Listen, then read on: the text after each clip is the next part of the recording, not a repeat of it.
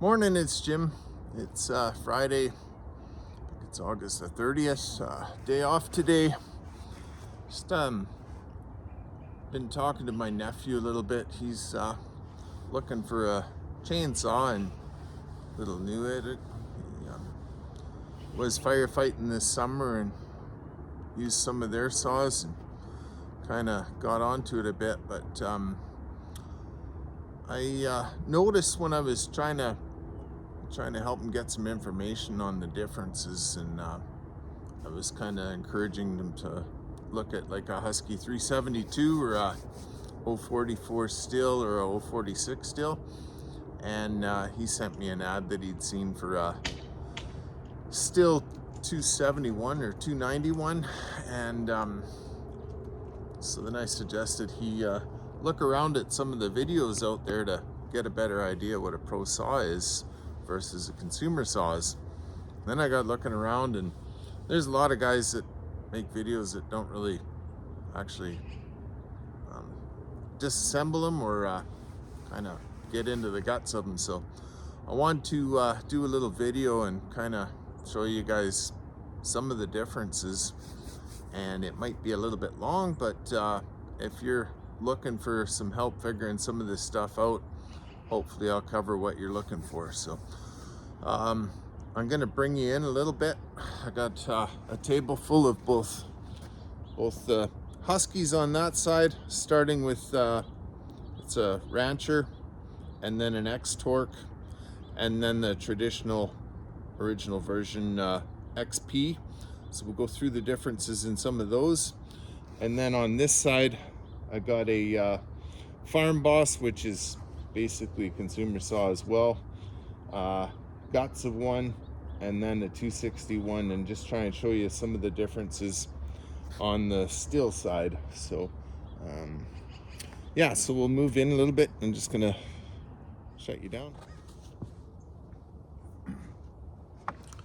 Hey, it's Jim. This is the other half of saws with the difference between consumer or farm and ranch versus pro saws. So we're dealing with the Stihls now. On this end, I've got some of the consumer saws. You'll often see these ones say Wood Boss or Farm Boss or something like that on them. With them, your middle number is often an odd number. So the 51, 50, 70, 90, 11, that kind of stuff.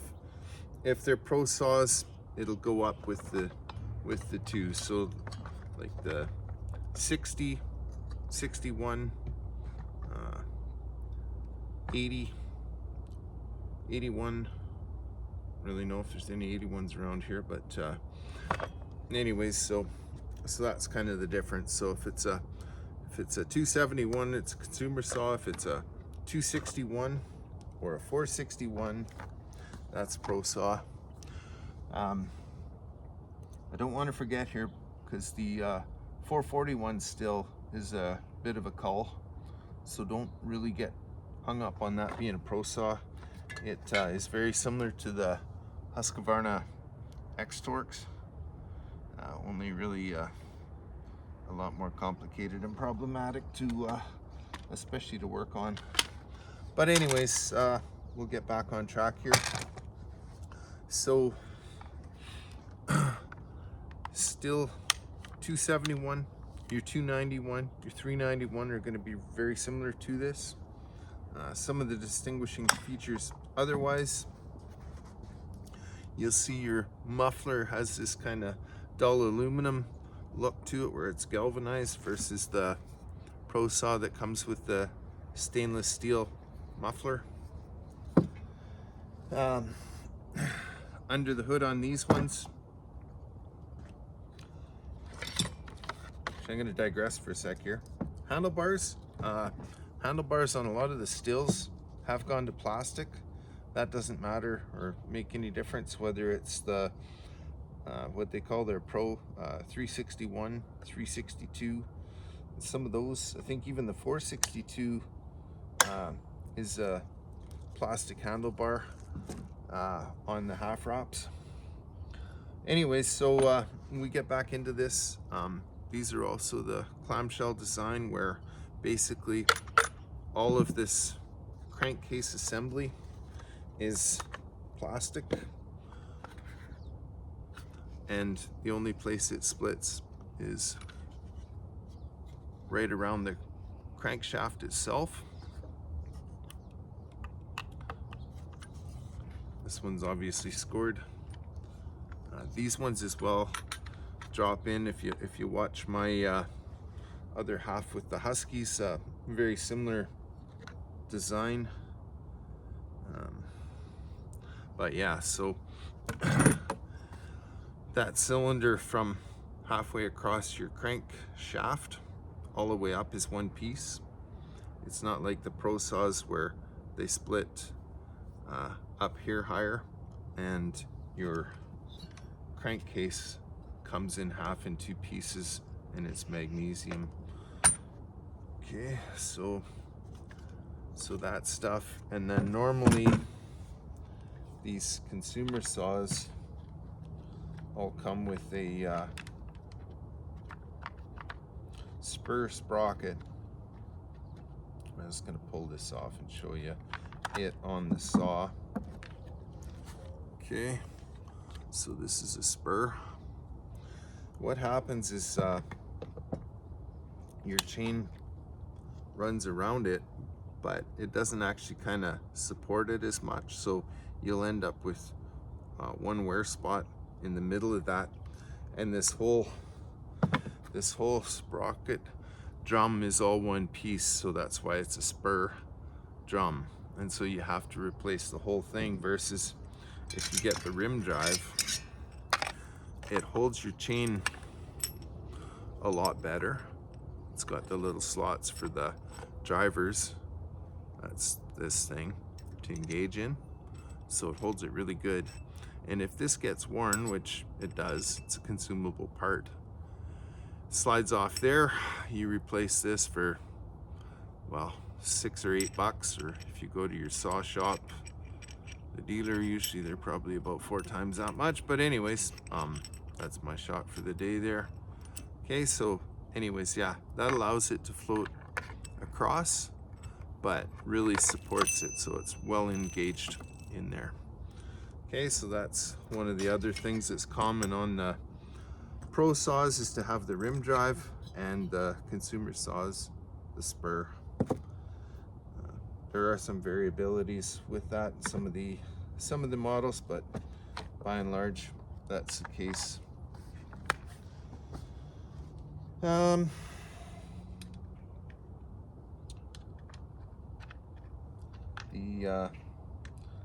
newer designs have this strato-port system where I was talking about in the other video. Basically, it separates a dose of fresh air after the spark plug fires and the combustion to clear the combustion chamber.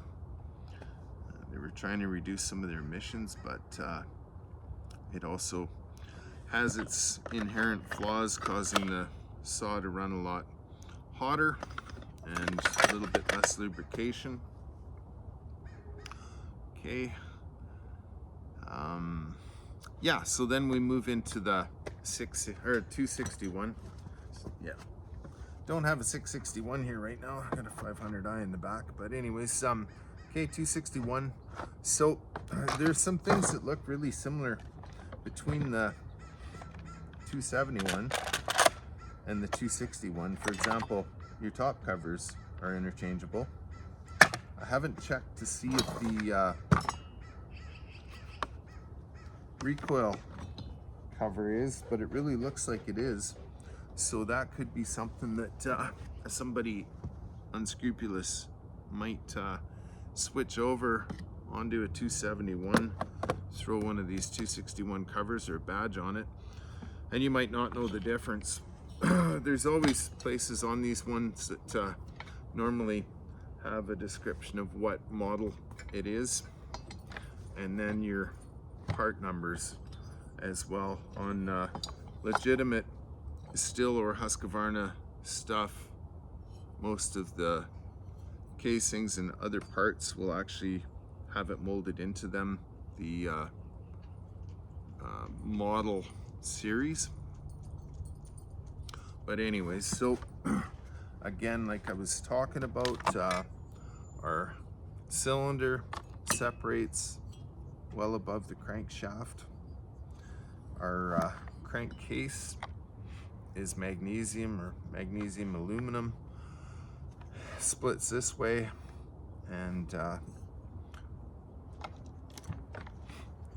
this type of a cylinder allows us to do some modifications, like turning it in the lathe to reduce the piston clearance so it improves or increases your compression.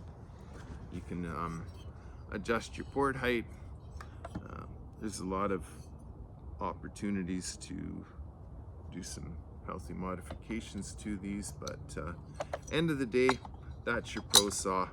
It should look like that and not like that. This is a clamshell and this is your pro. You'll see a bunch of wires and other stuff on top of the table, and some of it might have got bumped and ended up under the table now, but it's just a quick one here on some of these computer controlled carburetors. There's kind of two reasons they came in.